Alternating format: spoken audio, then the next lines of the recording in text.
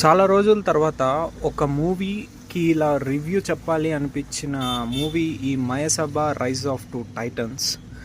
మనందరం దేవా కట్ట గారి ప్రస్థానం సినిమాకి చాలా వరకు అందరూ పెద్ద ఫ్యాన్స్.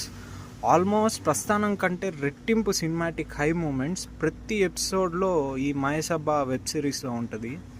ఈ వెబ్ సిరీస్లో స్క్రీన్ ప్లే విషయానికి వస్తే చాలా గ్రిప్పింగ్ అండ్ ఎంగేజింగ్గా ఉంటుంది. ఆల్మోస్ట్ 8 hours ప్రతి సీను అంతే గ్రిప్పింగ్గా నడుస్తూ ఉంటుంది.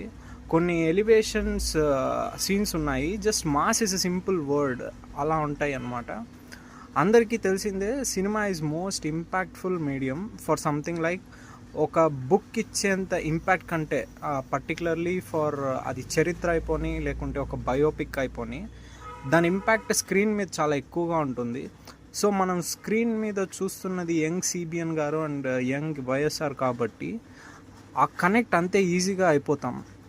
ఇంకా నాకు పర్సనల్గా ఈ మయసభలో బాగా ఇష్టమైనది ఏంటంటే బిఫోర్ ఎన్టీ రామారావు గారు Congress approach to states and central high command ద్వారా రాష్ట్రాలు ఎలా డిపెండెంట్ అయ్యేటివి, at the same time NTR గారి రాజకీయ రంగప్రవేశం మరింత దగ్గరగా చూపించారు. అది ఎలా జరిగింది, like what sparked him, and most importantly the imaginary perspective అనాలో లేక కల్పిత కనెక్ట్ అనాలో the beautiful friendship connect of CBN గారు అండ్ వైఎస్ఆర్ గారు.